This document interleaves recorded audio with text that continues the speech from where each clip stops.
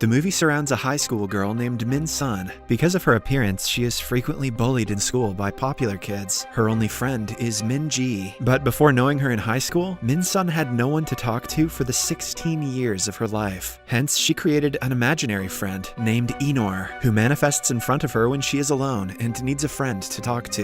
One morning, Min-sun is getting ready for school, while Enor keeps her company. She is overly excited about nothing because her guts tell her something wonderful is about to happen today. Enor praises her optimism, but asks her to hurry, as a good imaginary friend would. On her way to the school, Min-sun is approached by Min-ji. They talk about a new comic that Min-sun managed to land the last copy of. Surprisingly enough, Min-sun's favorite character is not the hero, but the antagonist. She finds the character attractive because he is passionate about what he does. This resonates with her real life, as Min-sun has a crush on a guy similar to the villain in the comic. His name is Hotae, the popular kid who everyone is afraid of. Coincidentally, just as she is thinking of him, he approaches her and hands her a keyring that fell off her bag. This is the first time a guy is being nice to Min-sun, and she is especially happy that it is her crush. Hotae asks her to be careful and walks away. When alone, Min-sun meets Enor again. He can see how much she likes Hotae, but doesn't comment on anything about the guy. Min-sun, on the other hand, is over the moon, positive that many nice things are coming her way. Later that day, both she and Min-ji meet at a cafe. Min-ji seems to be bothered by something, but Min-sun doesn't notice it. They continue reading comics when a group of 3 bullies approaches them.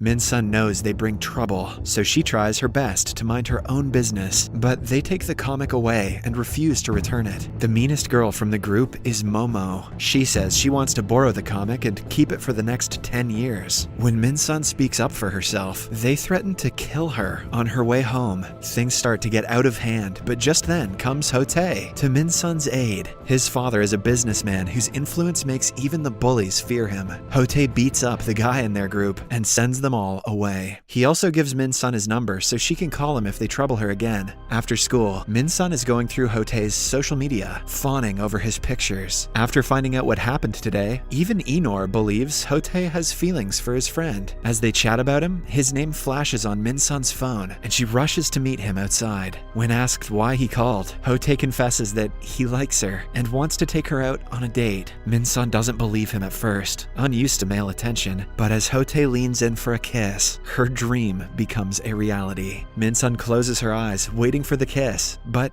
it never comes. Instead, Hotae takes a picture of her most vulnerable self and then makes fun of her like the psychopath he is. It is then revealed that he never liked her and was only being nice for a prank. The bullies join him, laughing at Min-sun for thinking that she had a chance with someone like Hotae. He is not just a bad person, but also a sociopath. Oh damn, I was joking, but it's actually part of the script. He rules over the school and uses his father's influence to terrorize people for fun. He wants Min-sun to take on the responsibility of his slave. She must come to him whenever he demands, and he can do whatever he pleases with her. Min-sun is still in shock, but she knows her life is going to turn into hell from now on. Moreover, it is revealed that Min-ji was also in on the bully's plan because she was threatened. The scene cuts to a month later. Min-sun turned her phone off and hasn't been out of the house since the bullying incident. She sleeps all day, drowning in depression. Her only companion is her imaginary friend, and he too is tired of seeing her like that. One day, he introduces her to the concept of revenge. The poor girl never thought going against the bullies was possible, but Enor motivates her enough to do something about her life. In the following montage, Min-sun changes her lifestyle completely. She manages her diet and exercises to lose weight. Not just that, but she wraps herself with tape and suffocates for hours, driven by the will to take revenge. Apart from her weight, she focuses on changing her attitude and gaining more confidence through several courses. Exactly a year later, Min-sun is a changed person. She is thinner and the most confident she has ever been, but she cannot help but be nervous since it is the time to finally face her fears. The first person she goes for is Young-jae, the least important member of the bully group. She starts by hitting him and pretending to have mistaken him for someone else. Young-jae instantly falls for her charisma now that Min-sun is conventionally attractive and physically abusive. They flirt for a while before exchanging numbers. Young-jae is over the moon while Min-sun is is ready for the next part of the plan. Later that day, Ho-tae notices Young-jae looking at his phone frequently. He doesn't allow any of his close mates to do things without notifying him first. They aren't even allowed to be in a relationship without his permission, but they put up with his demands to stay on his good side. Upon realizing that something is off about Young-jae, Ho-tae jokingly threatens to kill his girlfriend if he has one in secret. Ho-tae is deeply, deeply in the closet. Minji still works as a slave for the group and buys things for them. This time, she forgets to bring cigarettes, angering Momo.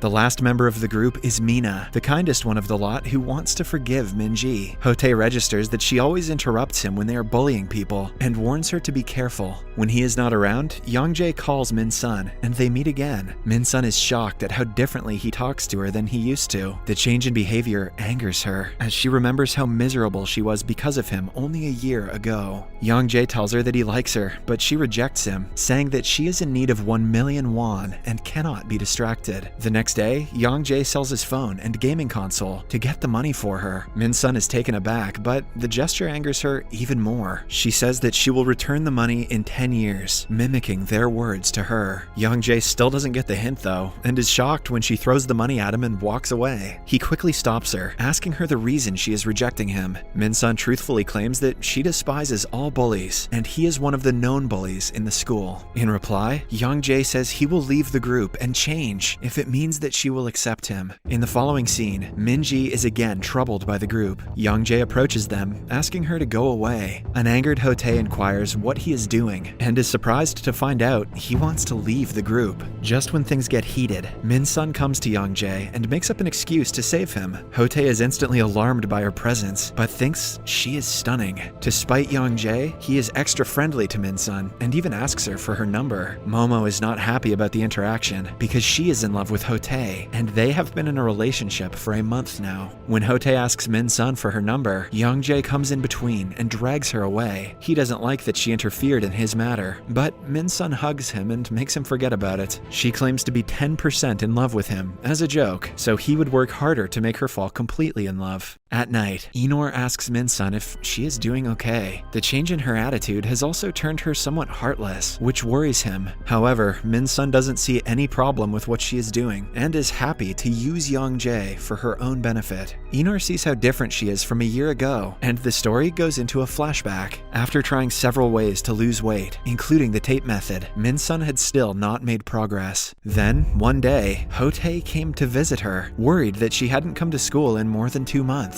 He found out about her little revenge plan and made fun of it. He made her believe that being thinner or more confident will never change who she is from the inside. She will always be their punching bag, a loser that no one likes. The visit made Min-sun go into another spiral of depression, and she ended up committing the unthinkable. During her funeral, a miracle happened, and her sister Sai saw Inor for the first time. She used to live far away and never knew what Min-sun was going through. Upon finding out about the bullies, she made it her mission to take revenge for her sister's death. Hence, the confident person who returned to school was not Min-sun, but her sister, Sai. A few days later, Sai meets Ho-tae. She says that Young-jae is just a friend and tries to seduce him. She wants them to fight and end each other without her having to do anything to break them. They exchange phone numbers and decide to go out someday. Sai then goes on a date with Young-jae, waiting for Ho-tae to call her phone in front of him. She brings him to his house and he tries to kiss her while watching the TV. The phone rings at the right time and Young-jae sees Ho-tae calling her. She picks it up and agrees to go out with him the next day. Young-jae is stunned, but Sai recovers by lying that she was forced to give him her number and she doesn't want to meet him either. Young-jae believes her and grows more hateful of his former best friend. He promises to get rid of Ho-tae at any cost, much to Sai's delight. In the evening, he calls Ho-tae in an alleyway, ready to hit him with a baseball bat. But, taking him by surprise, someone else knocks him out before he does anything. A week passes with no sign of Young-jae. Sai is worried that her plan might have failed after so much work. She still has to go out with Ho-tae and is terribly nervous given their history. Momo finds out about this on her and Ho-tae's 2-month dating anniversary. To apologize for forgetting, Ho-tae gives her a golden lighter as a gift. Still, Momo is not someone who lets things slide that easily. She gathers up a few men and goes to teach Sai a lesson for hitting on her boyfriend. The interaction is cut short when Sai tases Momo, and strangely enough, the guys do nothing. She leaves the bully with a final warning, asking her to never bother her again. Similarly, Mina, who is the kind one in the group, apologizes to Sai on her own. Sai lets her go because she was never really mean to her anyway. Now, the only person left to deal with is Dickhead McGee. In the next scene, we see a fight between Hote, Enor, and Sai. They stab each other, causing everyone's death. Suddenly, the scene changes to a psychiatric hospital. Enor is a doctor treating Sai for her multiple personality disorder. In a wild turn of events, it is revealed that Hote and the bullies never existed. They were personalities derived from Sai herself. Last year, Sai's disorder grew intense, and she turned into a violent persona, brought out as Hote.